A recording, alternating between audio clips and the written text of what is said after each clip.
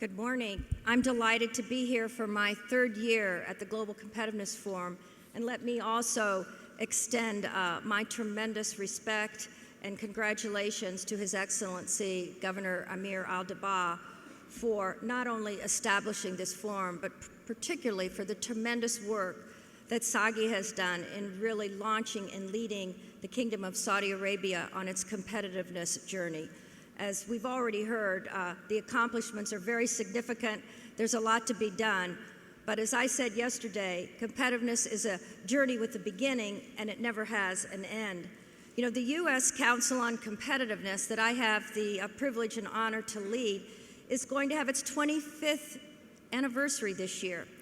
And today we've learned, we're very excited that our President Obama, in his State of the Union address, has made competitiveness the overall theme of what the United States really needs to do in order to get our economy back growing, our job creation, as well as ensuring that all Americans have a high standard of living in this intense global economy.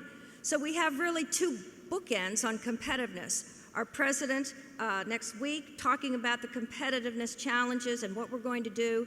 And 25 years ago, when President Reagan started the competitiveness movement in the United States, the challenges were different, the opportunities were different, but we came up at that time when the U.S. Council was formed with a very powerful definition of what competitiveness is. And we still really think that's operative, and it's namely, at the end of the day, competitiveness is about a nation's productivity growth, its ability to provide a rising standard of living for all of its citizens, and the success of its enterprises in global markets, and how the wealth creation, the value creation, adds to the global enterprise in a positive-sum game, not a zero-sum game.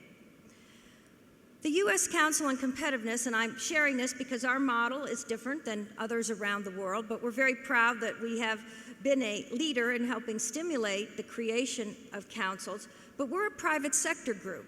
Our members are CEOs across every sector of our economy who've joined with our leading university presidents and our labor leaders to really be both a think tank to understand what are the over-the-horizon issues that will drive these competitiveness challenges. But we don't just study and we don't just measure our performance. We actually create concrete initiatives to move the ball forward, as it were. So we're an action think tank, and we're also one that, because we're bipartisan, we have a big impact on legislation at the federal, the state, and the local level. I'm very proud, and my colleague from IBM is here with us today, to highlight one of our case studies that's really been transformational. And that was back in 2004 when we launched our National Innovation Initiative, which was led by the president of IBM and the president of Georgia Tech. We asked the questions: how can the United States compete in this new world of tremendous integration, the rising powers in the emerging world, the loss of jobs in industries that we had once led the world in? And we realized that it was innovation capacity that was really the answer. And so we launched our National Innovation Initiative. We looked at 4 pillars, and I think these 4 pillars are still operative for any work we do, namely talent, technology, investment, and infrastructure, and the integration of those to come up with a very powerful roadmap for action. How innovation itself was changing, and then what did that mean to the United States for keeping, growing, attracting high-value investment, and performing high-value work.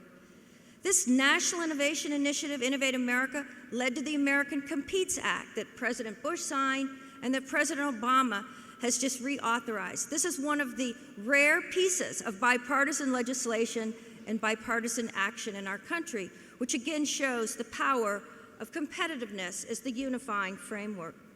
Moving forward, we looked over the last 3 years at the next emerging challenge, was the linkage between energy security, again, the innovation capacity, and sustainability. And over the last days here at the Global Competitiveness Forum and last year, we have learned a lot about this linkage between sustainability and energy And yesterday, I was very pleased to hear so much talk about the intersection with food and water.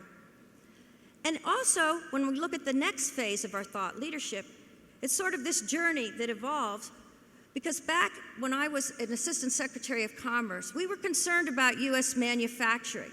This is over 20 years ago. And so you know that movie, Back to the Future, we're back to the future again.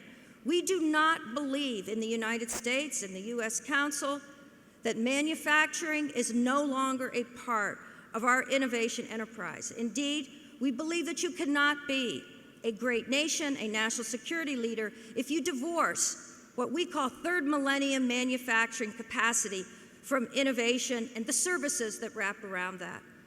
So this year we've launched a major initiative chaired by our new chairman, Sam Allen, the CEO of John Deere, the president of MIT, Susan Hockfield, one of our most dynamic labor leaders, Bill Haidt, who chairs President Obama's National Export Initiative, and the director of Lawrence Livermore National Laboratory and the CEO of Deloitte.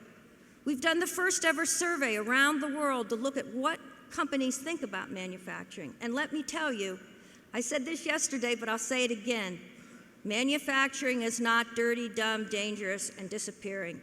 We will be able to model and simulate the entire supply chain. We will be moving into technologies, intelligent sensors, robotics, and we will create new value through this manufacturing enterprise, moving to an entire new economy. And coupled to all of this is our engagement globally. And again, I'm very proud that in 2009, the U.S. Council signed an MOU with the National Competitiveness Center here in the Kingdom. We'll be moving forward over the next years to put life and depth into that, I hope with our new innovation learning labs. But in parallel, together with the Kingdom and other partners, we've created a new entity, the Global Federation of Competitiveness Councils. We'll be meeting later today here in Riyadh. We've brought together over 35 competitiveness councils around the world. Not only are we making this a movement, but we've issued our first set of global principles on competitiveness policy. We're going to be working together to come up with the next generation of competitiveness metrics. And this year, we will be putting together the first ever report to capture the best practices, the innovation, the best thinking of competitiveness policy around the world. So let me conclude again by saying innovation, competitiveness is a journey with a beginning and no end. It depends on people, talented people, committed people, visionary people, many of them who are with us here today. And I look forward to talking a little bit more about the tremendous accomplishments of the 10 by 10 initiative here in the Kingdom of Saudi Arabia. Thank you so much.